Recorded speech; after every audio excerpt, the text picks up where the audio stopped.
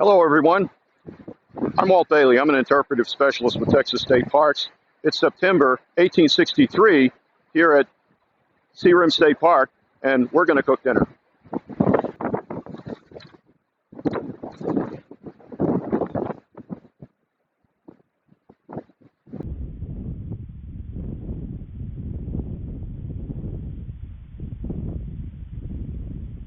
On September 8, 1863, a large federal force made up of thousands of men prepared to invade Texas. They weren't successful in landing.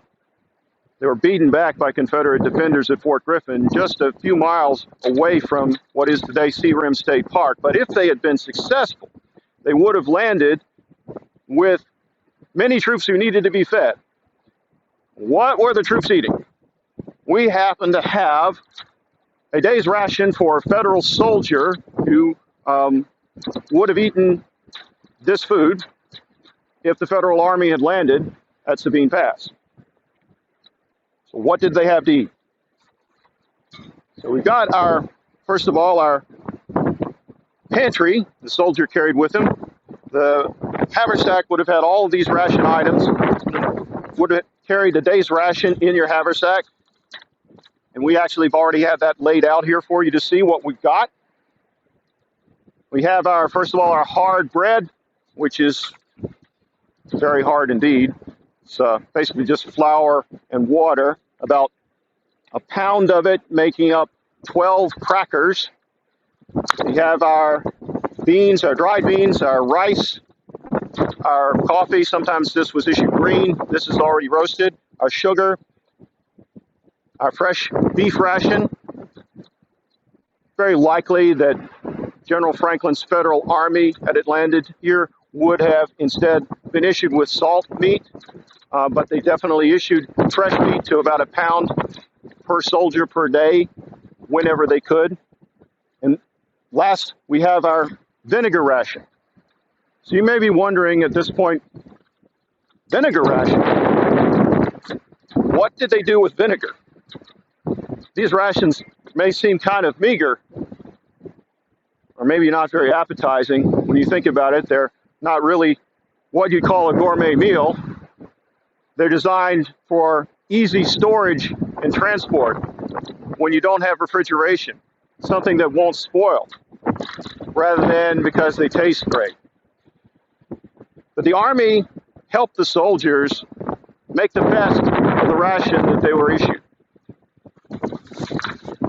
I have here an example of one of the ways in which the Army helped the soldiers make the best out of their ration.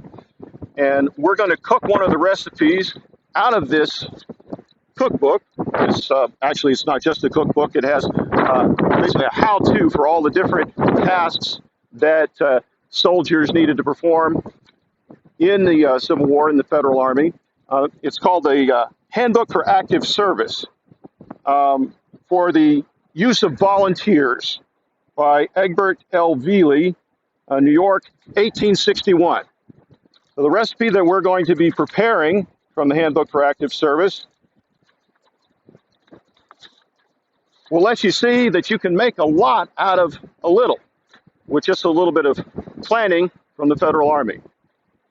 So we're ready to begin preparing dinner, and before we do that, let me introduce Bryn Stamatis, who is the Assistant Office Manager at Searim State Park, and she's going to be helping me prepare this Federal Army ration meal.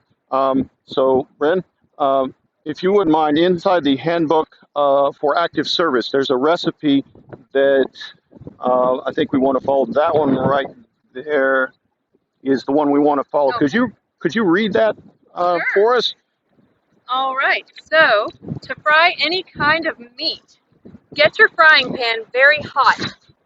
Put in some fat pork, which will immediately melt.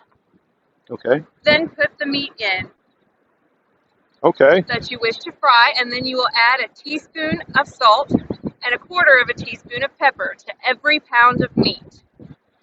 When done, lay the meat on a dish, add a pint of water to the fat in the frying pan, a few slices of onions, or 2 teaspoons of vinegar.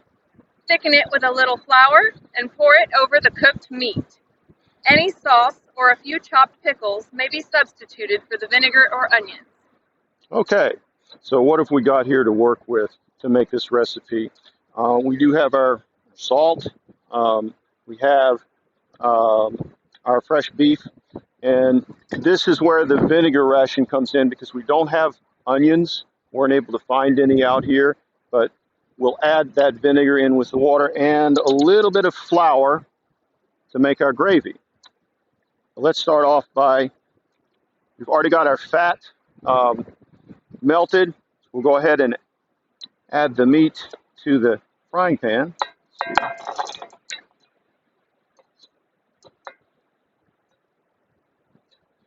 And a little bit of salt.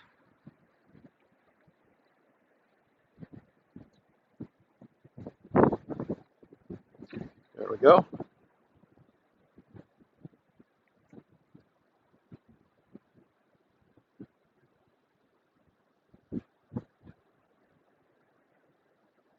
There we go. Let's go ahead and set our frying pan on the fire.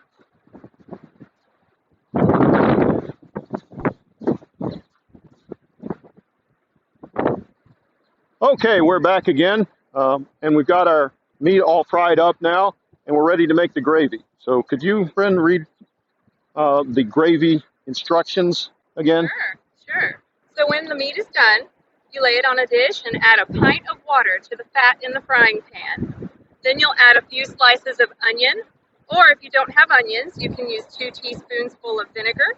You can thicken it with a little flour and pour it over the cooked meat. Any sauce or a few chopped pickles may substitute for the vinegar or onions. Okay, so this is where our vinegar ration comes in. We're going to go ahead and add our water.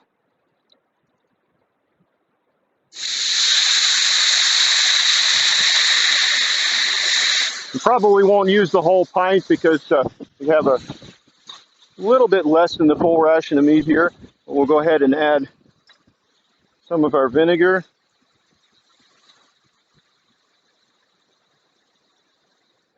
And then some of the flour. Stir it up to thicken it some. We don't have a lot of fancy cooking utensils in the Federal Army in 1863, so we're going to make do with our camp knife that we brought with us.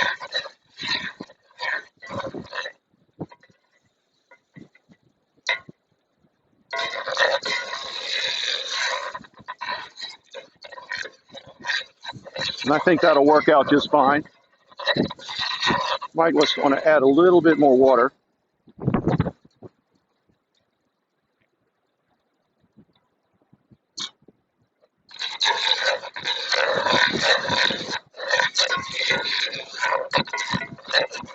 And smell that vinegar. I think it's going to be pretty good. Going to get all the lumps out though. So do you ever use vinegar in gravy at home? I have not, but it's a pretty interesting concept. I can see how that would substitute for onions pretty well. So yes, it's all about improvisation with the limited ingredients that you have, but you can do more with them than might first meet the eye when you have a little help from the Handbook for Active Service. By the way, if anyone is interested in preparing this recipe at home, you can actually download the Handbook for Active Service from Google Books as a free book, and we're going to show the location for that on the video right below.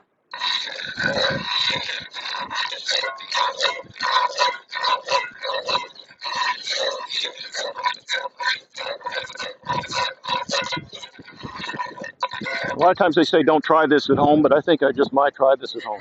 It's looking pretty good. So we've got our gravy, I think, about as well as it's going to get. We've got most of the lumps out. And I think that's looking pretty tasty. Go ahead and spoon some of this onto the meat.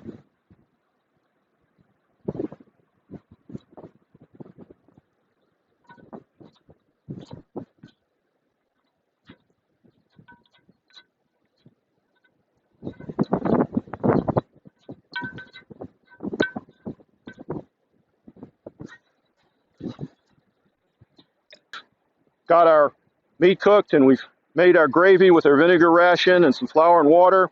We've added a side of hardtack here. And so dinner is served, not far from where Searim State Park will later be in September 1863.